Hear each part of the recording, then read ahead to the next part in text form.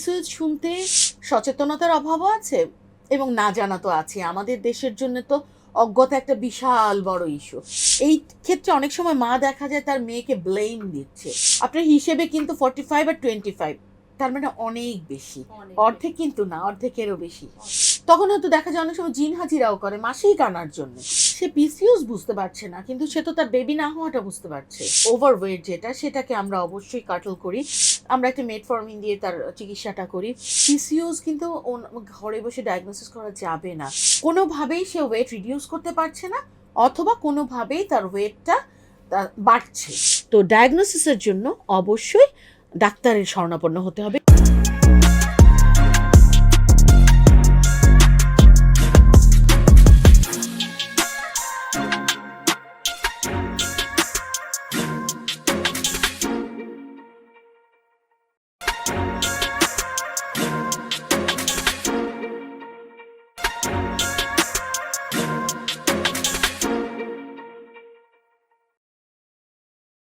সবাইকে স্বাগত জানাচ্ছি নিউট্রাইন কেয়ার প্রেজেন্টেড পডকাস্ট বয়সের খুঁটিনাটির নতুন আরেকটি পর্বে। আজকে আমরা কথা বলবো বাংলাদেশের এই সময়ের সবচেয়ে চ্যালেঞ্জিং একটি হেলথ ইস্যু, কিশোরী এবং নারীদের পিসিওএস অর্থাৎ পলিসিস্টিক ওভারি সিনড্রোম সম্পর্কে। এই রোগটি সম্পর্কে আমরা জানবো পিসিওএস আসলে কী, এর লক্ষণ কী এবং কীভাবে প্রতিরোধ করা যায়। বাংলাদেশ এন্ডোক্রাইন সোসাইটি 2023-এর একটি রিপোর্ট অনুযায়ী 25% নারীরাই পিসিওএস সমস্যায় ভুগছেন। 45% নারী জানেন না তিনি এই সমস্যায় আছেন। ইনফার্টিলিটির হার 15%। এটি শুধুমাত্র শারীরিক সমস্যা নয়, মানসিক স্বাস্থ্যের উপরও প্রভাব ফেলছে এবং দৈনন্দিন জীবনের উপর চাপ সৃষ্টি করছে। এই বিষয়গুলো নিয়ে আজকে আমরা কথা বলবো আমাদের আজকের অতিথি ডক্টর কাশফিয়া আহমেদ কিয়ার সাথে। ধন্যবাদ আলিফা, অনেক অনেক ধন্যবাদ আপনাকে যে আপনি আমাকে বয়সের খুঁটিনাটিতে আহ্বান জানিয়েছেন এবং আমিও নিজেকে অনেক ধন্য মনে করছি। আমি ডক্টর কাশফিয়া আহমেদ কিয়া বাংলাদেশ মেডিকেল ইউনিভার্সিটিতে কর্মরত আছি এন্ডোক্রাইন ডিপার্টমেন্টে। আজকে আমাদের যে বলার সাবজেক্ট সেটা হচ্ছে পিসিওএস। পিসিওএস শুনতে খুব জটিল একটা ব্যাপার, কারণ এটা একটা হরমোনাল ইস্যু। তো আমরা যদি এটাকে একটু ভেঙে ভেঙে বলি, সহজ ভাষায় বলি, তাহলে পলিসিস্টিক ওভারি ডিজিজ সিনড্রোম, অর্থাৎ সিনড্রোম শব্দটা মানেই হলো অনেকগুলো ডিজিজ একত্রে। অর্থাৎ এখানে একটু হরমোনাল ইমব্যালেন্স থাকবে, ওভারওয়েট থাকবে, মাসিক ইররেগুলার থাকবে, এইরকম যে বিষয়গুলো ঘটবে তখনই তাকে বলা হবে পিসিওএস। এবং এই ক্ষেত্রে আমরা যেটা দেখি আসলে সেখানে হচ্ছে একটা হরমোনাল ইমব্যালেন্স হয়। অর্থাৎ রিপ্রোডাক্টিভ এইজে 15 থেকে 45 বছরের মধ্যে এদের মাসিক রেগুলার হওয়ার কথা, প্রতি মাসে একবার হওয়ার কথা, এবং 3 মাস পর এবং প্রতি মাসে তাদের আবার সেই সময় মতন ডেট অনুযায়ী আবার মাসিক হবার কথা। অনেক অনেক ক্ষেত্রেই দেখা যায় মাসিকটা তাদের বন্ধ থাকে, ইররেগুলার হয়, অর্থাৎ মাসিকটা 2 মাস 3 মাস ধরে হচ্ছেই না। তো এই যে এই ক্ষেত্রটা কেন হচ্ছে? এই ক্ষেত্রে আরও যে বিষয়গুলো থাকে সেটা হচ্ছে অ্যান্ড্রোজেন হরমোন, অর্থাৎ পুরুষের যে হরমোনটা, সেইটা যখন মেয়েদের শরীরে বেশি হয়ে যায়, অ্যান্ড্রোজেন ইফেক্ট বলা হচ্ছে। সেই অ্যান্ড্রোজেন হরমোনের কারণে তখন দেখা যায় সেই মানুষটার একটু বল্ডনেস, অর্থাৎ চুল পড়ে যাওয়া, অনেকে ওভারওয়েট হওয়া, হার্সুইটিজম লাইক তার বিয়ার্ড এই জায়গার মধ্যে একটু গোফ হওয়া, তারপরে দাড়ি গোফ গজায় যাওয়া, বুকের মধ্যে, পিঠের মধ্যে, অর্থাৎ ছেলেদের যেই প্যাটার্নে হেয়ার ডিস্ট্রিবিউশনটা সেটা নিয়েও অনেকে আসতে পারে। তার সাথে হচ্ছে মাসিক ইরেগুলার তো আছেই। তো এই ক্ষেত্রে দেখা যায় যে পলিসিস্টিক ডিজিজটা বলা হচ্ছে, মানে সিনড্রোমটা বলা হচ্ছে এ কারণে অ্যান্ড্রোজেনিক যে ইফেক্ট, তার কারণে যে ওভুলেশনের যে একটা বিষয় ঘটে, ওই ওভুলেশনটা সেই মেয়েটির হয় না, বরং তার চারপাশে, ওভামটার চারপাশে অনেকগুলো ছোট ছোট সিস্ট জন্ম নেয়। অ্যান্ড্রোজেনিক সিস্ট বলা হয়, অর্থাৎ পানির থলি হয়। তো তখন দেখা যায় তার ওভুলেশনটা হচ্ছে না সঠিক টাইমে, আর সঠিক টাইমে ওভুলেশন না হলে তার মাসিকটাও রেগুলার হচ্ছে না। এই হলো আমাদের মোদ্দা কথায় সহজ সরলভাবে আমরা বলতে পারি পিসিওএস। সেই ক্ষেত্রে আপা যেটা বললেন যে তার মানে আমাদের এখানে অ্যাডোলেসেন্ট যেহেতু একটা গ্রুপ আছে এই পিসিওএস এর ঝুঁকিতে, এবং এটা আমরা আসলে এখন খুবই রেসপন্স পাচ্ছি যে একটা সার্টেন টাইমে যে হয়তো মা বা ফ্যামিলির কেউ এটাকে ডিটেক্ট করছে যে মেয়েটা মাসিক ইরেগুলার হচ্ছে, তারপরে হয়তো ওই টাইমলি যে একটা কানেকশন আপনাদের সাথে এই জায়গাটা এখনও সচেতন না বা বুঝতে পারে না। যেমন আমরা একটা তথ্য দেখলাম আপা, যে 45% নারী জানে না যে সে এই সমস্যায় আক্রান্ত। সেক্ষেত্রে আসলে কোন বিষয়গুলো কারণে, মানে আসলে কি এই বিষয়টা তারা জানেন না, বুঝেন না, নাকি সচেতনতার অভাব, কোনটা? অ্যাকচুয়ালি দুটোই আছে, সচেতনতার অভাবও আছে এবং না জানা তো আছে। আমাদের দেশের জন্য তো অজ্ঞতা একটা বিশাল বড় ইস্যু, বিকজ এখানে দেখা যাচ্ছে হয়তো তার মাসিক 3 মাস ধরে হচ্ছে না, তো তখন তারা হয়তো অনেক সময় মেয়েকে দোষারোপ করছে। অনেক সময় আপা একটু ইন্টারাপ্ট করলাম, অনেক সময় আসলে মায়েরাও এই ব্যাপারটা ওইভাবে কনসার্ন থাকে না, 3 মাস হচ্ছে না তার মানে 3 মাস পরে আবার এটা হয়ে যাবে, বা এরকম একটা প্রত্যাশা নিয়ে হয়তো থাকেন। সেটা কি একটা মানে প্রবলেম হতে পারে, বা ডিসিশন গ্রহণের ক্ষেত্রে একটা ডিলে তারা করছেন? তা তো বটেই, অনেক সময়ই দেখা যায় যে শুধু 3 মাস তো নয়, দেখা যায় যে ওরা একটা বছরের মধ্যে হয়তো 3 বার হলো মাসিক, 8বার হলোই না, মানে আমাদের যে পিসিওএস এর ডেফিনিশন ওখানে আসে 8বারের যদি কম হয় একটা বছরে, অর্থাৎ 12 মাসে মান্থের মধ্যে 8 মান্থ হতেই হবে, হ্যাঁ, continuous or non continuous, but 8 Times. কিন্তু অনেক ক্ষেত্রেই দেখা যায় যে 8 মাস 8বার হচ্ছে না, মানে 3 মাস অন্তর অন্তর যদি তার বন্ধ থাকে তাহলেই তো হয় না। আমার মনে হয় যে খুবই চমৎকার একটা তথ্য দিয়েছেন আপা। যারা বিশেষত কিশোরী যাদের ঘরে আছে সেই প্যারেন্টসদের জন্য গুরুত্বপূর্ণ একটা তথ্য, যে তারা কাউন্ট করবেন বছরে, অর্থাৎ 12 মাসের মধ্যে কমপক্ষে 8বার তার মেয়ের এই মাসিকের বিষয়টাকে হচ্ছে কিনা, মানে রেগুলারের থেকেও হচ্ছে কিনা এই ব্যাপারটা এনশিওর করা। আবার এরকম আর কি কি সিমটম আছে আপা? আমরা হয়তো আরো বিস্তারিত যাব, বাট এটা আমার কাছে মনে হচ্ছে যে যারা শুনছেন তাদের জন্য খুব সহযোগিতা জরুরি একটা ইনফরমেশন। জি, তো আবার অনেক ক্ষেত্রে দেখা যায় যে ওরা তো একটা তো ইগনোরেন্স আছেই, আরেকটা হচ্ছে হেলাফেলা করা, অর্থাৎ ওইটাও আছে, আবার তার সাথে হচ্ছে জানেই না, অর্থাৎ মাসিক যে হচ্ছে না, এই ক্ষেত্রে অনেক সময় মা দেখা যায় তার মেয়েকে ব্লেম দিচ্ছে, অন্য কোনো ইস্যু নিয়ে ব্লেম দিচ্ছে যে তুই কি অন্য কিছু করেছিস কিনা। কিশোরীদের একটা ঝুঁকিও এখন আসলে অনেক অনেক ওই বিষয়গুলো নিয়ে হয়তো মা দেখা যায় অনেক বেশি ওয়ারিড হয়ে যাচ্ছে, বাট আসল যে ঘটনাটা, তার বডিতে যে একটা হরমোনাল ইমব্যালেন্স তৈরি হচ্ছে, সে যে মুটিয়ে যাচ্ছে, কাজ করার প্রবণতা কমে যাচ্ছে, বসে বসে অর্ডার দিচ্ছে, তার যে একটা মেন্টাল কেমন ডিপ্রেশন ডেভেলপ করছে, এই যে বিষয়গুলো, ওগুলো হয়তো মা বুঝতেই পারছে না, মা এড়িয়েই যাচ্ছে, অথবা মায়ের অজ্ঞতা হোক, অথবা অসাবধানতা হোক, অথবা খেয়াল না করা হোক, এগুলো বিষয়গুলো অনেক সময় হতে পারে। আর তার সাথে হচ্ছে এই এই তো, তাহলে তার মানে হচ্ছে দুটোই আমাদের সাথে কিন্তু ইন্টারাপ্ট করছে, অর্থাৎ অজ্ঞতা এবং না জানা। তার মানে আমরা আসলে যে সংখ্যাটা দেখলাম যে 45%, তার মানে অর্ধেক নারী এটা সম্পর্কে সচেতন না, এবং এটা আমরা যদি না, আপনার হিসেবে কিন্তু 45 আর 25, তার মানে অনেক বেশি, অর্ধেক কিন্তু না, অর্ধেকেরও বেশি। তার মানে এটা যদি একটা আমরা তথ্য পাই এবং তথ্যটাকে যদি আসলে রিলেট করার চেষ্টা করি, যে আমরা জনসংখ্যার যে তথ্যটা আমরা দেখি যে 62% অ্যান্ড অ্যাভাব আমাদের গ্রামে বাস করছে এবং রেস্ট অফ দ্য হচ্ছে আরবানে, এবং এই তথ্যের সাথে যদি আমরা রিলেট করি তাহলে সচেতনতাটা আসলে আমাদের অনেক বেশি সচেতনতা দরকার, এই যে না জানার যে বিষয়টা। কারণ আমার গ্রামে যারা আছেন, যারা সুবিধাবঞ্চিত আছেন, তারাও তো এটাতে আক্রান্ত হতে পারেন, সেই সব কিশোরী বা নারীরাও তো আক্রান্ত হতে পারেন। না, পিসিওস তো একটা এমন ডিজিজ, এটা তো গ্রাম শহর দেখে আসবে না, তো এই ক্ষেত্রে দেখা যায় যে ওদেরও তাদের মাসিক বন্ধ হয়ে যাচ্ছে, কিন্তু তখন গ্রামের মেয়েরা বলছে, মায়েরা বলছে বাতাস লাগছে, বাতাস লেগে তার মাসিকটা বন্ধ হয়ে গেছে, তখন হয়তো দেখা যায় অনেক সময় জিন হাজিরাও করে মাসিক আনার জন্য। তো এই বিষয়গুলো আসলে আমাদের সচেতন হতে হবে, এবং আমরা আসলে বয়সের খুঁটিনাটি থেকে এই জিনিসগুলো একটু জানাতে চাই, মায়েরা যেন একটু জানে এক্ষেত্রে মেয়ের করবার কিচ্ছু নাই, এটা বডিরই একটা রেসপন্স। এটার তাহলে আপনার ট্রিটমেন্ট প্ল্যানটা কি হতে পারে, এবং এর ঝুঁকিগুলো যদি একটু বলেন, যে আসলে যে অ্যাফেক্টেড হয়ে গিয়েছে তার ঝুঁকিগুলো কি কি? আমরা কয়েকটা জায়গা আসলে খুব স্পেসিফিক জানতে চাইবো। একটা হচ্ছে লক্ষণগুলো কি কি, কোন কোন লক্ষণগুলো সে দেখলে বুঝবে। একটা তো বলেছেন যে বছরে 8বার মাসিক না হওয়া, তার যদি সেলের প্যাটার্নের মতো কিছু অবাঞ্ছিত লোম শরীরে দেখা যায় সেটা একটা প্যাটার্ন, যদি মুটিয়ে যায় সেটা একটা প্যাটার্ন হতে পারে আইডেন্টিফাই করার। এছাড়া আর কি আছে? আর তার সাথে যোগ হবে ওই যে অনিয়মিত মাসিক ঋতুস্রাবটা, আর তার সাথে হচ্ছে ওয়েট গেইন, এই মোটামুটি আমরা এইগুলো। আর একটা হচ্ছে আমরা অ্যাড করতে পারি, সেটা হচ্ছে যারা ম্যারিড কাপল, তাদের ইনফার্টিলিটি, অনেক দিন ধরে তাদের বেবি হচ্ছে না, এবং এটা বাংলাদেশের ইনফার্টিলিটি রেটটা আমরা দেখছি যে কার্ভটা একটু উপরের দিকে এখন একটু বাড়ছে। আমাদের ঝুঁকিগুলো কি কি আপার ক্ষেত্রে, যারা এফেক্টেড হয়েছে তাদের ঝুঁকিগুলো কি কি এবং ট্রিটমেন্ট প্ল্যানটা, এই দুটোকে যদি একটু সেপারেটলি বলেন, ট্রিটমেন্ট প্ল্যান কি হওয়া উচিত, ঝুঁকিগুলো কি কি? ঝুঁকিগুলোর মধ্যে হচ্ছে যে সে তো একটা বিগ বার্ডেন হয়ে যাচ্ছে, বিকজ তার হচ্ছে তার মাসিকটাই বন্ধ থাকছে। সো তার কিন্তু ম্যারিটাল লাইফটাও সুখী হচ্ছে না, সে বেবি চাইলেও বেবি পাচ্ছে না। এই ক্ষেত্রে কি তার কনজুগাল লাইফটাতে বা সেক্সুয়াল লাইফটাতে কোনো হ্যাম্পার হতে পারে, যে পিসিওএস আক্রান্ত যে ফিমেল? হ্যাঁ, এই ক্ষেত্রে আসলে সাইকিয়াট্রিস্টটা ভালো বলতে পারবেন।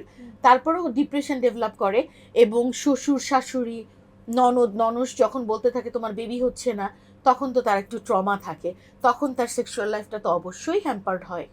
বাট যখন এটা সে বুঝলো না, হয়তো ডিটেক্ট হলো না যে সে পিসিওএস আক্রান্ত, বাট তার এটার মধ্য দিয়ে সে যাচ্ছে, এই রোগটার মধ্য দিয়ে যাচ্ছে বা হরমোনাল এই সমস্যাটার মধ্য দিয়ে যাচ্ছে, তখন তার ম্যারিড লাইফটাকে কোনোভাবে হ্যাম্পার করছে কিনা, যারা বিবাহিত নারী? সে পিসিওস বুঝতে পারছে না, কিন্তু সে তো তার বেবি না হওয়াটা বুঝতে পারছে। আচ্ছা, তাহলে ট্রিটমেন্ট প্ল্যানটা আপনি কি বলবেন? ট্রিটমেন্ট প্ল্যানটা একদম প্লেইন অ্যান্ড সিম্পল, এখানে একদম ক্লিয়ার কাট একটা ট্রিটমেন্ট প্ল্যানই আছে। প্রথমত হচ্ছে ডায়াগনোসিস করার জন্য আমাদের কাছেই পেশেন্টকে আসবে। তো আসার পর আমরা আগে পেশেন্টের কিছু হরমোন টেস্ট করি, অনেকগুলো হরমোন টেস্ট করি, সেখানে আমরা দেখি যে পেশেন্টের হরমোনাল স্টেটাসটা কী রকম। তার সাথে আমরা একটা আলট্রাসোনোগ্রাম করি। আলট্রাসোনোগ্রামে অনেক সময় পিসিওসটা বোঝা যায়, একেবারে মালার মতো সাজানো থাকে সিস্টগুলো। আর তারপরে আমরা যেটা করব, এরপরে এগোবো হচ্ছে তার ট্রিটমেন্ট প্ল্যানের দিকে।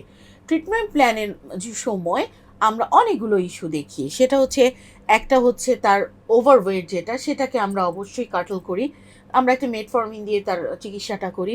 তার যে অ্যান্ড্রোজেনিক ইফেক্ট, অর্থাৎ হেয়ার ডিস্ট্রিবিউশন, একটা এক্সট্রা হেয়ার আর একটা হচ্ছে হেয়ার চলে যাওয়া, এই দুটোকে ইন্টারফেয়ার করার জন্য আমরা একটা স্পাইনোল্যাকটোন, অর্থাৎ অ্যান্ড্রোজেনিক ইফেক্টটাকে কমানোর জন্য স্পাইনোল্যাকটোন দিই।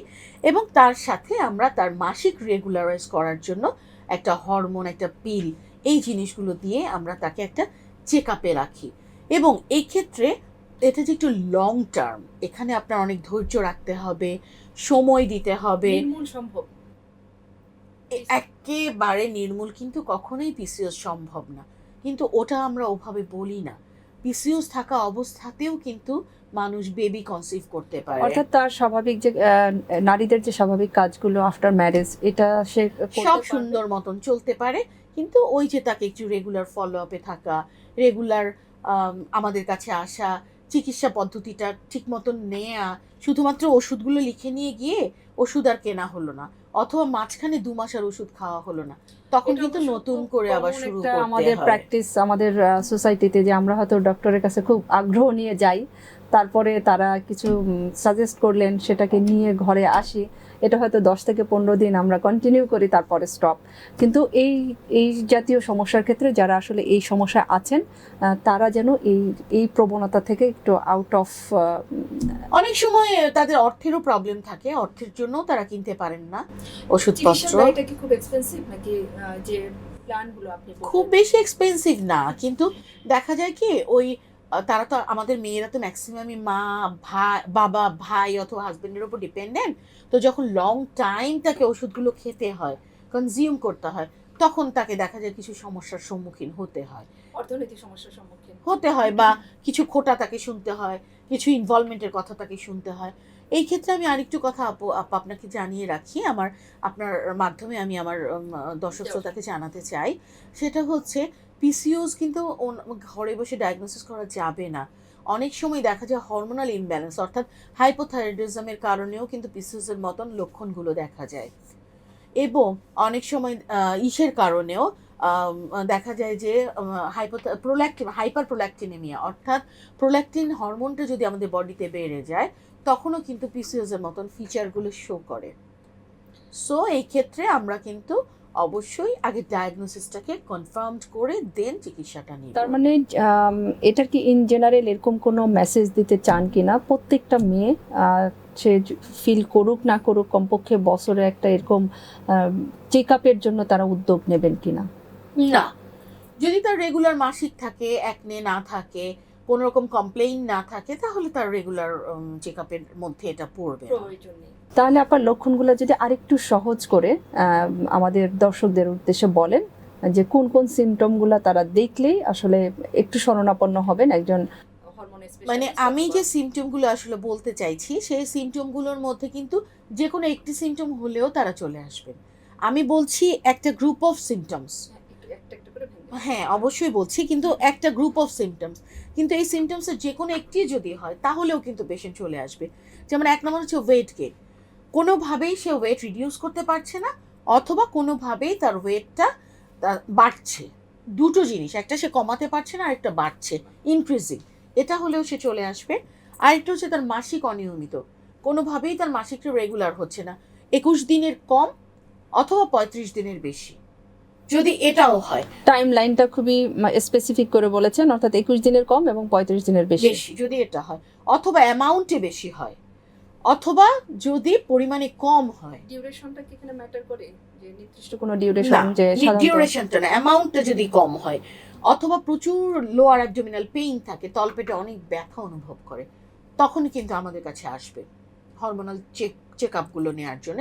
তারা গাইনোকোলজিস্টের কাছেও যাবে, at the same time parallelly আমাদের কাছেও আসবে যারা হরমোন নিয়ে আপনারা কাজ করছেন। এরপরে হচ্ছে যদি তার অনেক রকমের অ্যাকনে থাকে, অর্থাৎ অনেক ব্ল্যাক অ্যাকনে হয়ে যাচ্ছে, অনেক বেশি অ্যাকনে, কোনোভাবেই ভালো হচ্ছে না, সেক্ষেত্রেও আমাদের শরণাপন্ন হবেন। তারপরে হচ্ছে যদি তার হেয়ার হয়, হেয়ার গ্রোথ হয়, অবাঞ্ছিত লোম যেটাকে আমরা বলছি।